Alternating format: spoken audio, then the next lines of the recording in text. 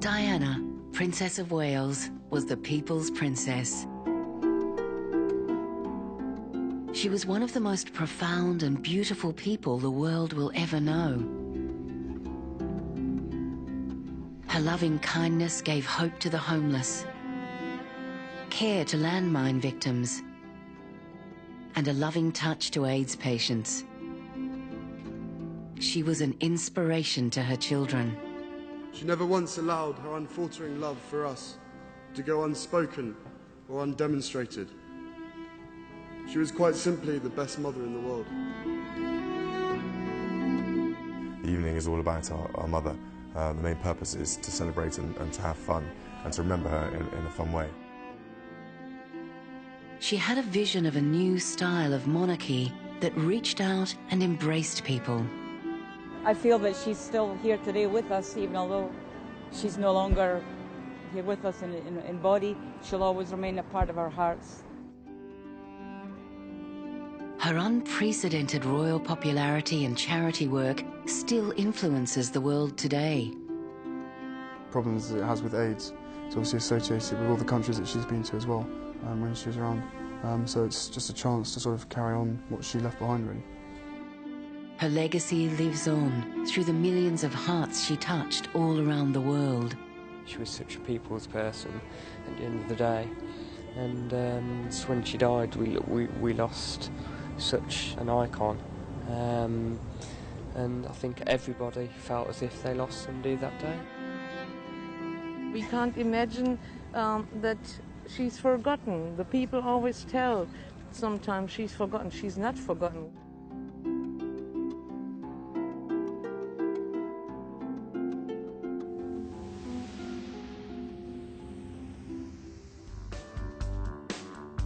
Princess Diana's charity work in many ways is her lasting legacy.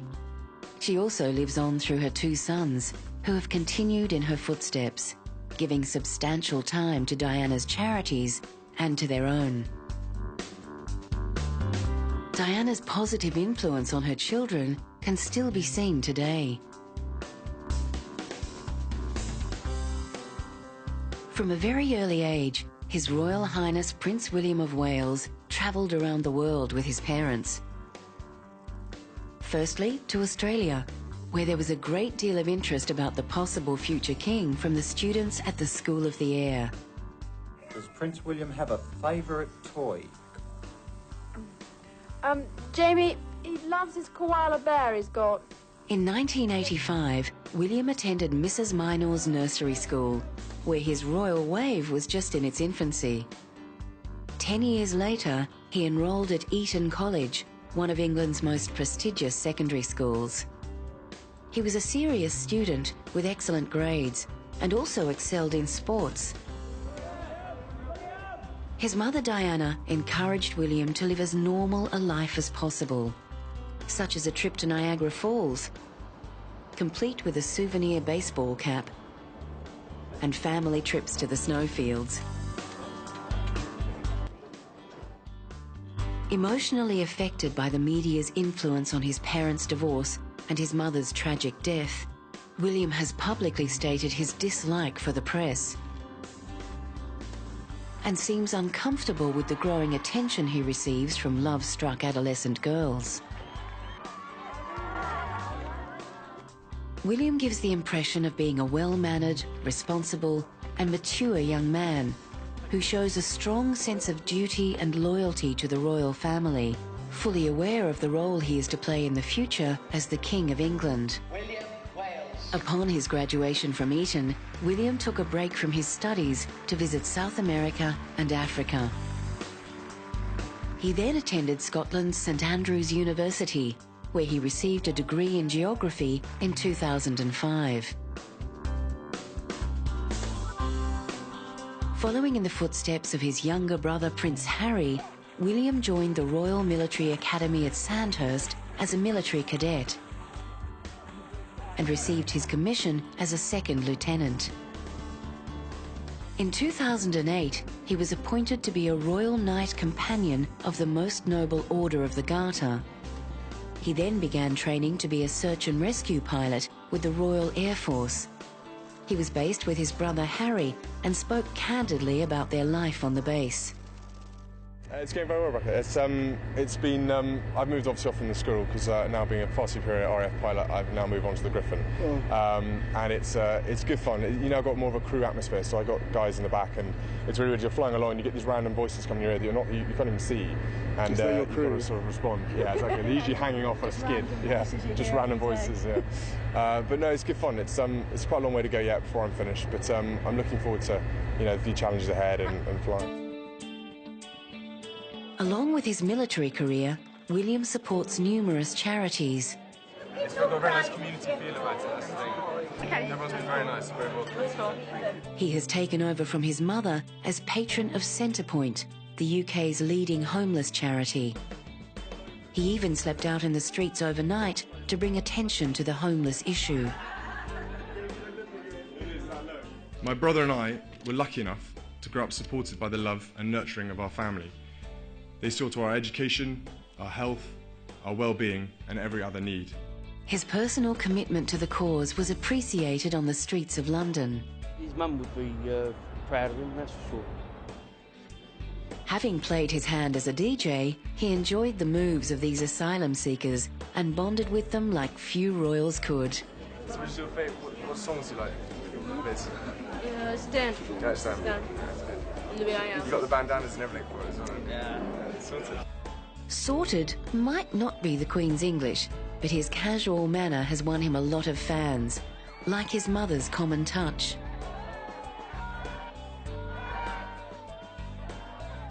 Prince William became president of the Royal Marsden Hospital, another position previously held by Diana. He is patron of Mountain Rescue England and Wales and is keen to highlight the courageous work of the volunteers. Chief, he can't drive anything, can he? He's got a sore foot. In 2009, Prince William and Prince Harry became joint patrons of the Henry van Straubenzee Memorial Fund.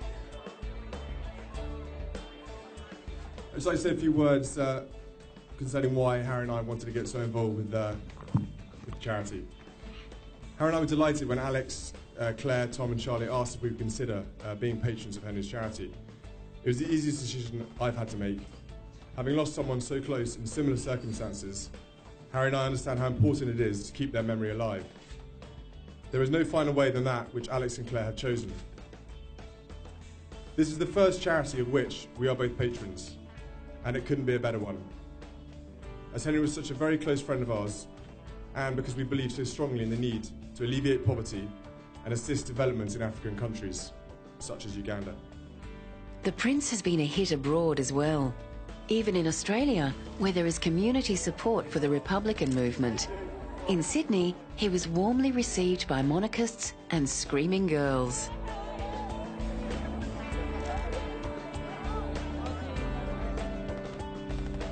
William even demonstrated his talent with a machine gun in a live firing exercise, showing that there is more to this prince than just good looks and a charming manner.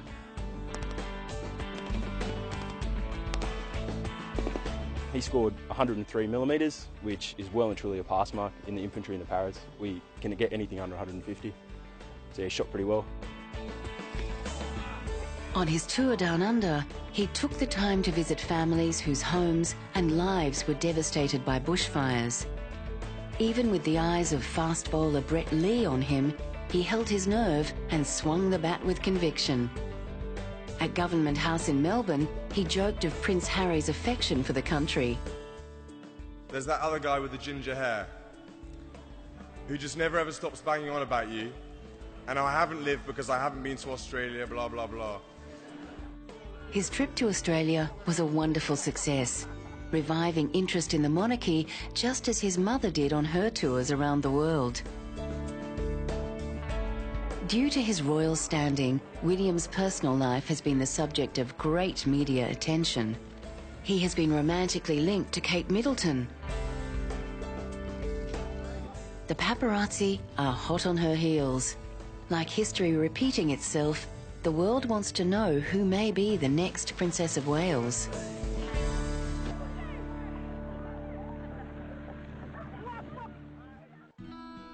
Prince Harry is third in line to the English throne, and since birth, he's grown up in the media spotlight.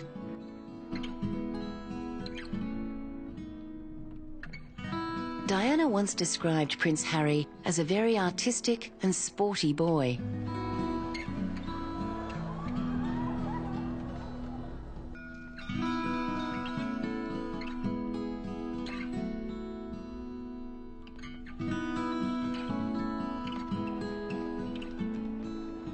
Diana ensured that Harry enjoyed a normal childhood, despite his family's privileged position in British society.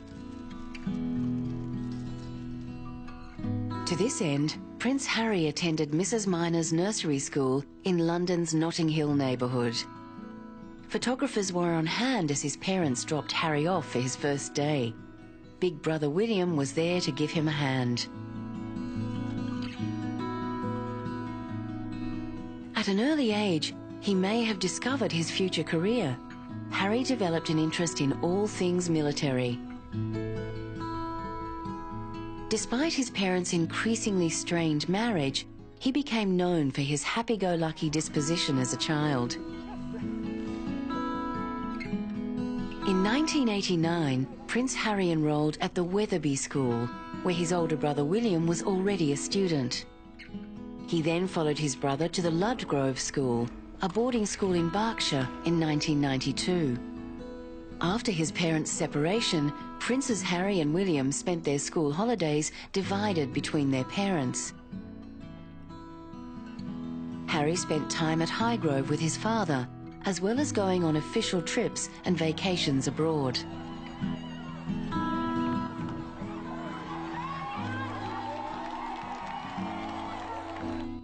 With his mother, he engaged in a variety of activities, from going on tropical holidays to visiting AIDS clinics and homeless shelters.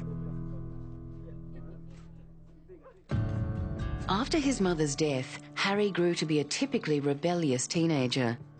On more than one occasion, he has attracted the attention of the tabloid press for drug use, reckless behaviour at sporting events, and scuffles with the paparazzi. In January 2005, photographs were beamed around the world of Harry's attendance at a friend's party wearing a Nazi uniform. This outraged royal commentators. This one is a big one. He should have realised that wearing a Nazi uniform as a member of the royal family is just not a starter. Harry later made a public apology for his poor choice of costume. He also got caught going to a strip club, and the prince's reputation for hard drinking and frequent clubbing was again at the centre of public attention. He's got to have a life, you know. Why shouldn't he experience the things that we experience just because he's got a name tag on him, you know? That's basically it, He's a young man trying to enjoy life, basically, isn't he? Just because he's been born into royalty, you know, he's still just a lad, isn't he, after all? He has not had a happy relationship with the media.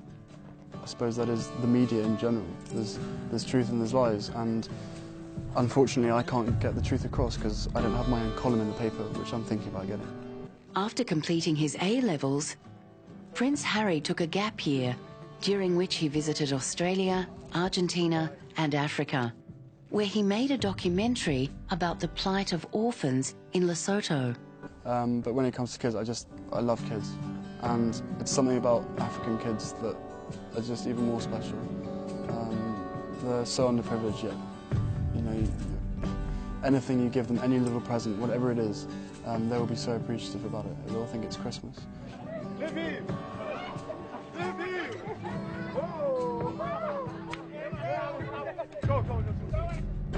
Prince Harry entered the Royal Military Academy in Sandhurst in 2005. He successfully completed a 44-week training course as an officer cadet, before being commissioned in 2006 as a second lieutenant in the Household Cavalry. The question will arise of you really seeing some military action and being on the front line. How do you feel about that? I wouldn't have joined the army unless I thought I was going to.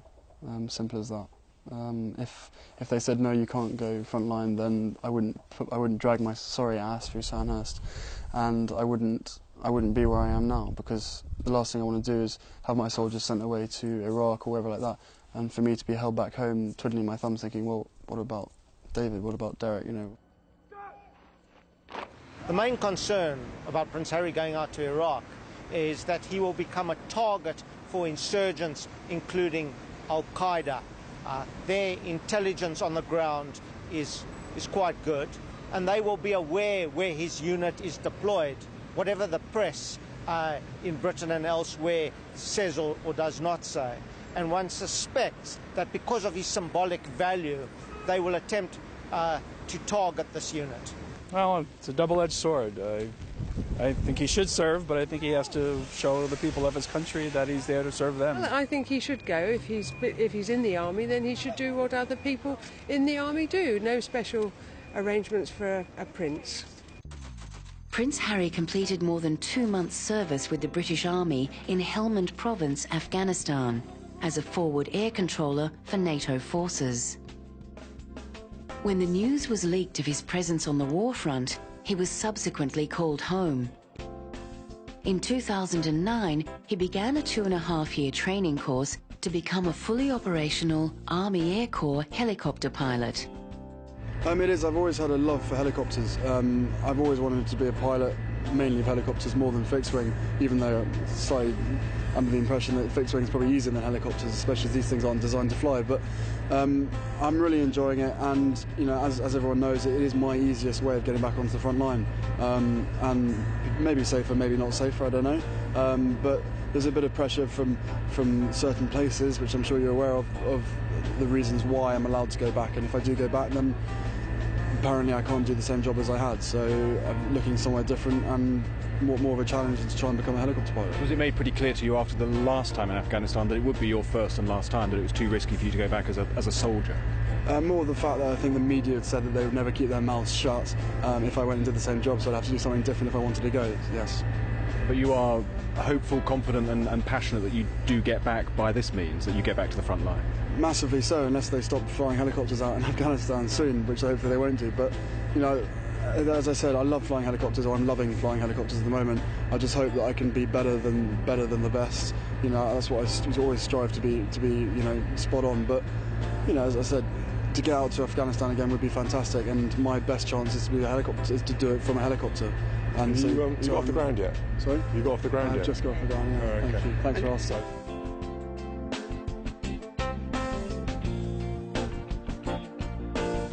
During this period, Prince Harry co-founded the charity Centre Bali with Prince Seso of Lesotho in memory of their mothers. Prince Seso and I both lost our mothers when we were very young. We set up Centre Bali in their memory. And because my mother loved this city, it makes this occasion all the more poignant for me. This charity supports orphans and vulnerable children in Lesotho. Harry is also a skilled polo player and an avid rugby fan.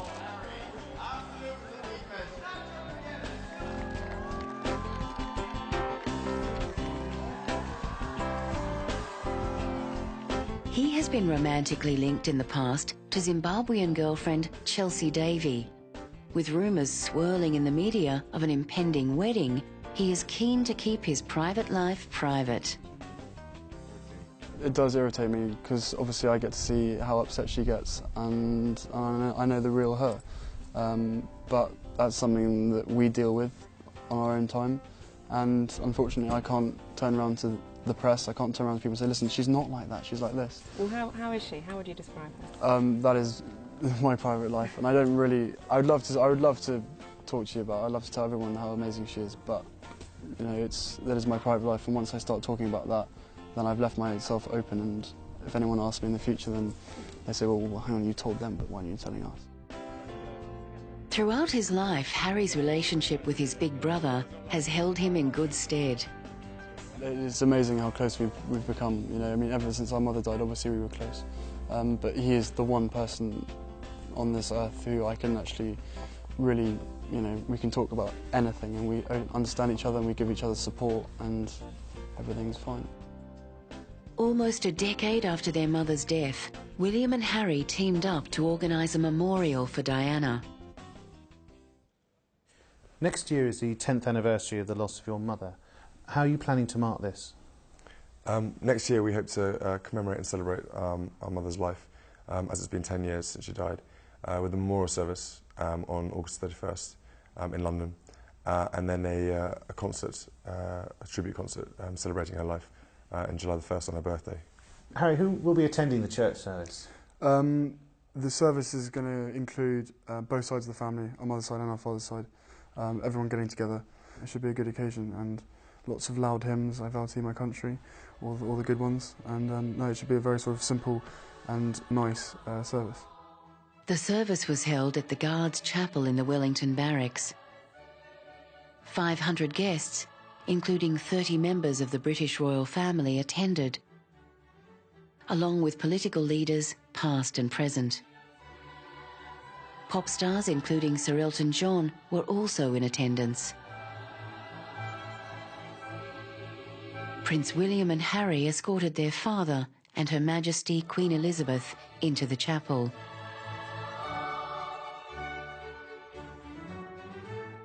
William led the readings. I bow my knees before the Father, from whom every family in heaven and on earth takes its name. I pray that, according to the riches of his glory, he may grant that you may be strengthened in your inner being with power through his Spirit, and that Christ may dwell in your hearts through faith, as you are being rooted and grounded in love. When she was alive, we completely took for granted her unrivaled love of life. Laughter, fun and folly. She was our guardian, friend and protector. She never once allowed her unfaltering love for us to go unspoken or undemonstrated. She will always be remembered for her amazing public work. But behind the media glare, to us, just two loving children, she was quite simply the best mother in the world. Well, we both wanted to put our sort of stamp on it. We wanted to represent exactly what our mother would have wanted, how she was and all that sort of things. So therefore, the church service alone isn't enough. We wanted to have this big concert with, full of energy, full of sort of fun and happiness, which I knew she would have wanted. And on her birthday as well, it's got to be the best birthday present she's ever had. And with it, we can, by the two of us organising it, we wanted to have the fact that the evening is all about our mother. The main purpose is to celebrate and to have fun and to remember her in a fun way. We're really lucky that we've got the Wembley Stadium and the arena, and along with the whole other partners who are helping along in the whole event, it should run really smoothly, and they've given up so much of their time to help. And of course, having Wembley itself is brilliant. We've decided that it's going to be called Concert for Diana, because obviously the evening is going to be purely about her. It's to remember her and to commemorate her life and celebrate her. We're raising money for Centre Point in Centre Bali. I'm patron of Centre Point and Harry's patron of Centre Bali. And they're both charities that are continuing on from my mother's legacy. Money raised would also go to the Diana Memorial Fund and the main charities she supported. The idea is we wanted to get artists that our mother really loved, and then artists that both Harry and I enjoy.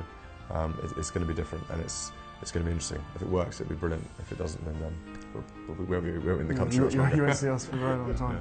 The final billing of the artists and acts that donated their time included Sir Elton John, Andrew Lloyd Webber, Brian Ferry, Nelly Furtado, Duran Duran, Kanye West, P. Diddy, Roger Hodgson from Supertramp, the English National Ballet, Tom Jones, Joss Stone, and many more.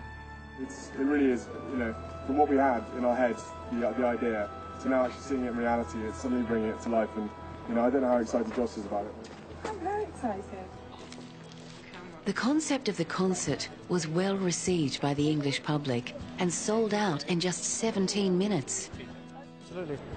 Absolutely, she appreciated music, and I'm sure she'd, it's something she would have appreciated. Yeah, I think definitely, if that's what they want to do, it's for their mum, so why not? There's lots of money for charity, so yeah, it's good.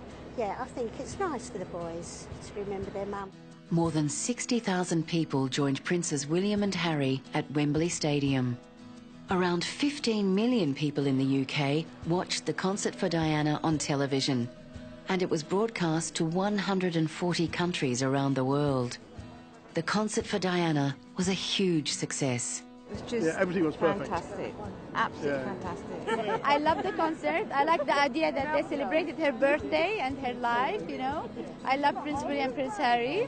The whole experience is quite an amazing thing, you know. It's celebrating a life that was pretty special to the world, and I feel a part of that, so that's why I'm here. There was plenty of love at the backstage after party as well. It's quite an honour really to be asked to do something for, you know, the Princes of England and for their mother, who was one of the most beautiful people in the world, I think, and is definitely seen that way by the world, not just by England.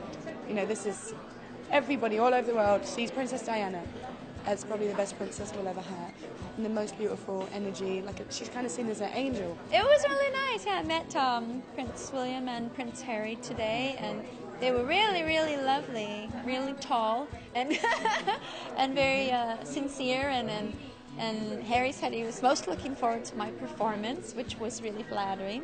I think they both have my CD, and I saw the clip of them singing along afterwards. That was really, really cool. So I'm happy. I've had a fun time here. Tom Jones reflected on meeting Diana. She was lovely. She was easy to talk to. I did a Kurdish concert, you know, for the Kurds, refugees, you know, for the relief in Wembley, the Wembley Arena, and she was there. And we had a good chat backstage. She was actually walking behind me when I was coming off the stage, and I didn't know that she was that close to me. And I said, "I'm bloody boiling, you know, hot." I wasn't looking around because I thought my son was behind me. She said, "Yes, I bet you are, and I bet you want to put your head in a bucket of ice now." I said, "Oh, I'm sorry, I didn't know it was you." But then she was laughing, and so we went in the dressing room, and you know, we had a good chat, and she told me how much she enjoyed the show. No doubt Princess Diana would have been proud of her two boys raising a great deal of funds and attention to the charities she cared about so dearly.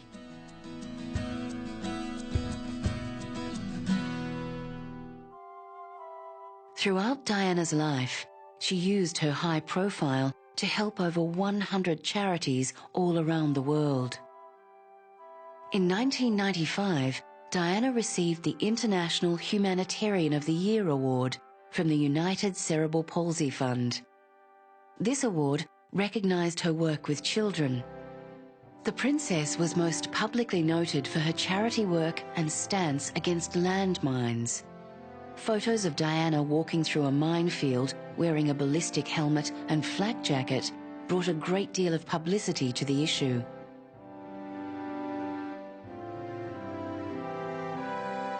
Perhaps her most inspiring work was when she became the first high-profile person to knowingly touch people with the HIV virus. HIV does not make people dangerous to know, so you can shake their hands and give them a hug. Heaven knows they need it. Drug and alcohol abuse was another of her main concerns, and she often spoke her mind about the subject. As far as prevention is concerned, parents and teachers are in the front line. As a parent myself, I'm only too aware of the responsibility this implies. In the last year of her life, she focused her attention onto 6 charities. Centrepoint Soho, the Leprosy Mission. Here again, she made the point of touching the children with the condition. The International Red Cross, the National AIDS Trust, the Great Ormond Street Hospital. This hospital provides training for children's specialists. Royal Marsden NHS Trust, dedicated to cancer treatment and research. The Diana, Princess of Wales Memorial Fund was established after her death. Its mission is to continue her humanitarian work in the United Kingdom and overseas. It received donations from people shortly after her death. Hello. Yeah, I've come to make a donation. It's my take-in for Saturday. I'm a London cab driver. The public donations totalled about £20 million and were warmly received by the beneficiaries. I think it is very welcome. It's very important because many members of the public here at home and indeed overseas want to give something to the causes that the Princess of Wales was associated with. In addition to the public contributions, a further £80 million was generated through commercial activities, including a large donation from Sir Elton John, thanks to his recording of Candle in the Wind that he sang at her funeral. I'm astonished. I mean, this is, a part of it. I mean, this is the interim payment. There is probably much more to come. The single sold so quickly that we're able to hand over the cheque now, part of it anyway. Usually when you make a record, you don't get the royalties for about a year and a half because, the accountants have to, but this one sold so quickly. So I am astonished. I'm extremely pleased. With the Memorial Fund still pursuing her humanitarian work, the everlasting legacy of Diana lives on, and her loving influence on the world still remains.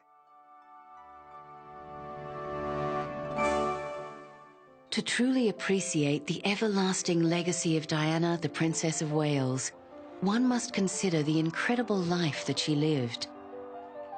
Diana was the first British citizen to marry an heir to the throne in 300 years. She was, essentially, plucked from obscurity to become the future Queen of England. At only 19 years of age, Diana was thrust into the spotlight, held up as a public icon, living every childhood fantasy. But in reality, she was chastised by the media and stifled by the conservative royal family. Throughout her life, Diana's kindness towards others always prevailed. Since she was a child, Diana's radiant smile, her intuition and natural grace with other people, and her love of children shone through. As a result, she used her newfound fame to highlight many charity causes close to her heart, and devoted her time to raising her two children, Princes William and Harry. In 1961, Diana was born into the aristocratic Spencer family. Her family had ties with the Windsors, and as a young girl, she enjoyed the company of Prince Charles's brothers, Andrew and Edward. At only 6 years of age, Diana endured the divorce of her parents, and later, when her father remarried, she found that she did not take well to her stepmother. Diana was sent to Riddlesworth Hall boarding school at 8 years old, but she struggled with her schoolwork and homesickness. She later moved to West Heath in Kent, where she excelled in sports, particularly in the swimming pool, and was actively involved in charity work. Although Diana struggled academically, failing all of her O-levels, she was able to joke about it 10 years later when she revisited West Heath. My years at West Heath were certainly very happy ones indeed. I made many friends who I often see, and in spite of what Miss Rudge and my other teachers may have thought at the time, I did actually learn something. Though you would never have known by my O-level results. Although exams, homework and arithmetic may not have been Diana's strong point, at the age of 16 she attended finishing school in Switzerland, which perhaps helped with her excellent public speaking skills. Although Diana had by now inherited the title of Lady Diana Spencer, she was essentially a very ordinary young woman. She moved into a flat with friends in London and worked as a nanny and kindergarten teacher. This seemingly ordinary life, however, was all about to change. In 1980, at 18 years of age, Diana joined the royal family for a weekend hunt at Sandringham, invited by mutual friends. Diana's flatmates joked that perhaps she would become the Queen of England, but Diana modestly brushed them off. A string of requests from Charles followed over the next 6 months. The monarchy reportedly also considered Princess Astrid of Luxembourg as a suitable match for Charles, even though she was Catholic. But the tabloids pursued Diana as the main romantic interest of Charles. Her flat was under constant surveillance by the paparazzi, and she was followed wherever she went. Although the shy 19-year-old was suddenly thrust into the media spotlight, she still cared for all those who came into contact with her, even worrying about nosy paparazzi bumping into lampposts. How well are you coping with all the press attention? Well, as you can see, you can tell. Are you bearing up with it quite well, though? Because it must be quite a strain with all of us after you. Well, it is, naturally. You're coping with it all right, though? You seem to be doing very well. Well, I'm still around. Is there any possibility of any announcement of your marriage in the near future? Can you tell me? Can you tell me if there's any possibility? I'm not going to say anything, please. Right, but Prince Charles did give us a hint himself. He said we wouldn't have to wait too long. In February 1981, the wait was over. Buckingham Palace announced that Prince Charles and Lady Diana were engaged. Diana, who was not yet 20 years old, was infatuated by her new fiancé. She stated that as long as he was by her side, she could do anything. Yesterday you were a nanny looking after children.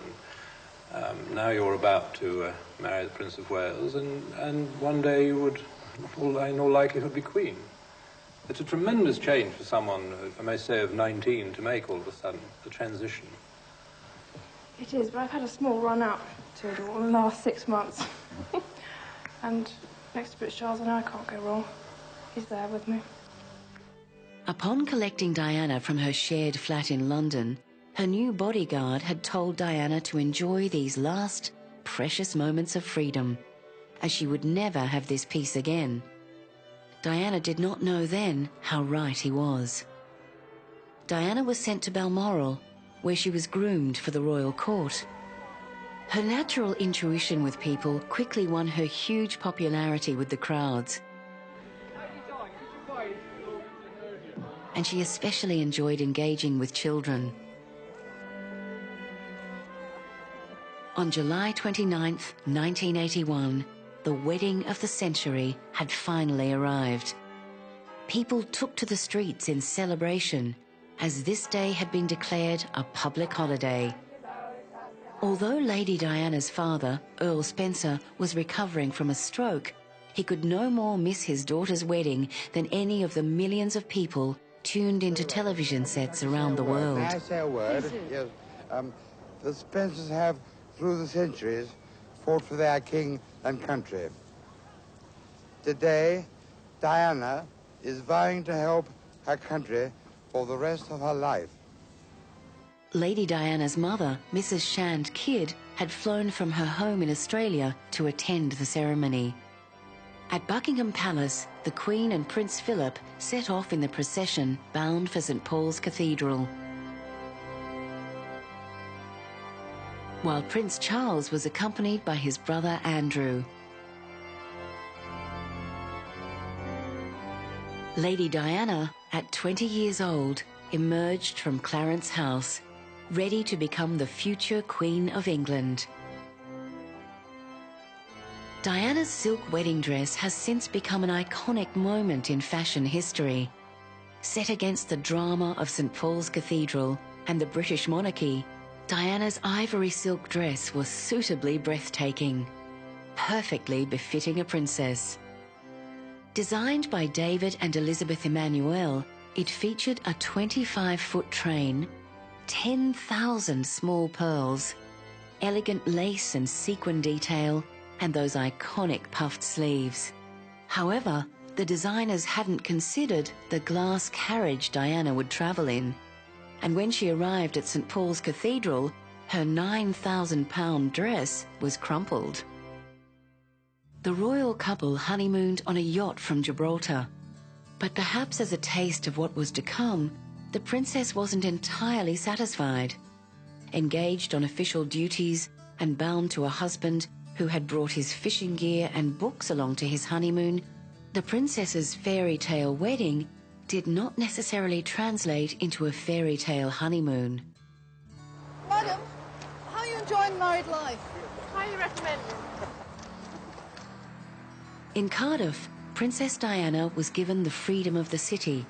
Her speech to the gathered dignitaries endeared her to the public and gave the monarchy confidence in their chosen princess. I am extremely grateful to you, Lord Mayor, and to the City Council, and to the City of Cardiff, for granting me the freedom of the city.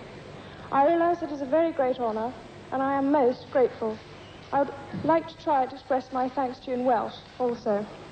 Mae'n blesor cael dod e Gymru, hoffwn ddod eto yn fuan. Diolch yn fawr. This tour, and particularly this evening in Cardiff, were the first big public tests for the princess. She passed with flying colours. She endeared herself to the people by speaking their language, and her youthful naturalness and humility contrasted greatly with the normal measured manner of other royals. On the 21st of June 1982, Diana fulfilled one of her most important princess duties. She gave birth to Prince William, Arthur, Philip, Louis. However, Diana later stated that she had had a difficult pregnancy and afterwards suffered postnatal depression. Although she later attributed it to simply needing rest, the princess spoke of waking up in the mornings and not wanting to get out of bed. In public, however, the royal couple still appeared happy. They soon conceived a second child, and on the 15th of September 1984, Prince Henry Charles Albert David arrived a week earlier than expected. Diana had endured a 9-hour labour, during which she refused to take drugs and sucked on an ice cube to prevent dehydration during the delivery. As Diana regained her svelte figure and returned to her duties, it became apparent that the media was no longer shouting for Charles's attention. They wanted Diana, her smile, her glamorous outfits, and her charisma. I haven't yet worked out a method of splitting my wife in half. She can do both sides. Charles' jokes hid a rift between the pair. Charles and the monarchy had grown critical of Diana, of her choices in clothing, and her decisions to support various charities, and how to properly raise her sons. The one thing Diana could control was her body, and she turned to bulimia nervosa.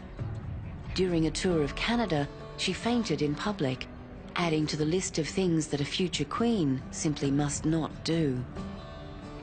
Diana's charity work endeared her to the public, but to the royal family, Diana was going over the top with her work and raising issues such as AIDS and homelessness that the typically aloof Windsors would prefer not to discuss. She remained patron of Turning Point and helped to boost the morale of soldiers serving in Northern Ireland. She also lent her support to the wives and girlfriends of soldiers serving in the Gulf War and Kuwait. Diana's fun, frivolous nature was also frowned upon by the royal family, but endeared her to the public. At Prince Harry's Wetherby School Sports Day, she cast aside the traditional role of aloof princess to take part in the mother's race. When the cameras caught her larking with the Duchess of York on the ski slopes, Prince Charles was clearly unimpressed.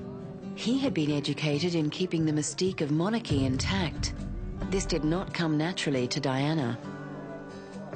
After months apart, the couple reunited when they visited Welsh flood victims.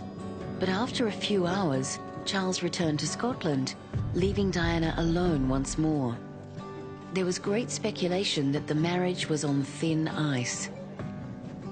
Prince Charles was absent for Diana's 30th birthday celebrations in 1991, and royal watchers grew more concerned about the marriage. Soon after, the princess's father died after a long battle with illness, and Andrew Morton published a book that claimed there were problems within the marriage and that the princess had tried to commit suicide. The once vibrant princess began to publicly show the effects of her private turmoil. By now, it was glaringly apparent that Diana, with all her vigor, enthusiasm and kindness, was a bad match for the repressed royal family. Her sad demeanour was prevalent throughout the couple's tour of Korea late in 1992. It's thought that it was then that the couple decided to separate. Back home, at an eating disorder conference, she publicly spoke of her own battle with bulimia. Ladies and gentlemen, I have it on very good authority that the quest for perfection our society demands can leave the individual gasping for breath at every turn. This pressure inevitably extends into the way we look. Eating disorders, whether it be anorexia or bulimia, show how an individual can turn the nourishment of the body into a painful attack on themselves. And they have, at their core, a far deeper problem than mere vanity. After making her problem with bulimia public, the press continued to pry into her private life. Finally, the princess took the dramatic step of publicly asking to be left to live a more private life. In the process, removing herself from that which she loved, her charity work. I was not aware of how overwhelming that attention would become, nor the extent to which it would affect both my public duties and my personal life in a manner that's been hard to bear. My first priority will continue to be our children, William and Harry, who deserve as much love and care and attention as I am able to give, as well as an appreciation of the tradition into which they were born. In a sad, ironic twist of fate, it was Diana's very attempt to escape the press which ultimately led to her death. Diana had embarked on a holiday with Dodi El Fayed, whom her brother would later claim was responsible for finally bringing happiness to the isolated princess. The paparazzi stalked the glamorous couple until that fatal night in August 1997, when Diana's driver desperately attempted to escape swarming, stalking photographers. At 3:57 a.m. on August 31, 1997, at La Petite-Salpêtrière Hospital in Paris, Lady Diana Frances Spencer, the Princess of Wales, was pronounced dead. Diana's driver, along with Dodi El Fayed, had died at the scene of the accident. Her bodyguard survived in a critical condition. Words could not express the shock and grief felt by the world. People who had only ever seen pictures of Diana in a magazine, watched her on television, or read about her in books and newspapers, felt as though they had lost a true friend. Over 1 million bunches of flowers were laid at Kensington Palace. 6 million people lined the streets to pay their respects to her funeral casket. 2.5 billion people watched the procession on television. But for all those people who had never even met Diana, there were 2 boys who had lost someone who meant more to them than we could ever imagine. Diana's sons, Princes William and Harry, aged only 15 and 12, trailed behind their mother's coffin. In a eulogy given by Diana's brother, Charles Spencer asked the crowd to pledge that they would protect William and Harry from a similar fate, and that they would continue to raise the boys in the imaginative, free, and joyful way Diana had begun. Diana's body was finally laid to rest, not in any royal grounds, but at her family's country estate, perhaps where she had always belonged. Although Diana had been laid to rest, the questions surrounding her death could not. The public and the media had their own speculations as to what really happened in the Pont de l'Alma Road tunnel. Mohammed El Fayed claimed there had been a murder plot against Diana and his son. I believe that my son and Princess Diana have been murdered by the royal family. An inquest lasting over 90 days with 270 witnesses and at a cost of £10 million found that Diana died due to gross negligence of driver Henri Paul, who had been found with blood alcohol levels equivalent to drinking 8 whiskies and traces of drugs in his bloodstream. Her death was also attributed to the stalking paparazzi. After the judgment, Prime Minister Gordon Brown, echoing sentiments of the royal family, demanded that speculation must finally be laid to rest. I think it's time to draw a line. I think the Princes William and Harry have spoken for the whole country when they say this is time to bring this to an end. With that, there was an official end to the Diana inquest. But there was no end to the legacy of charity, goodwill, and hope that she left the world.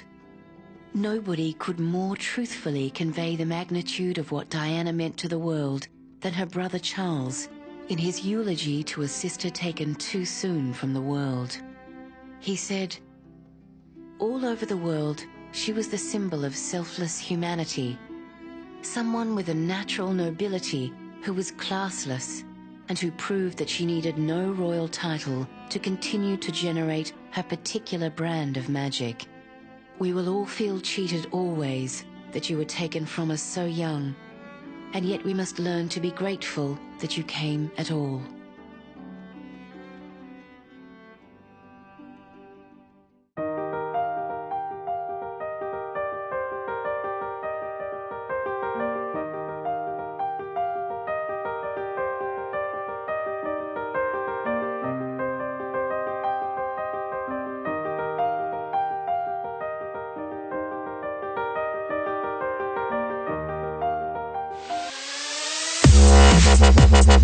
Yeah.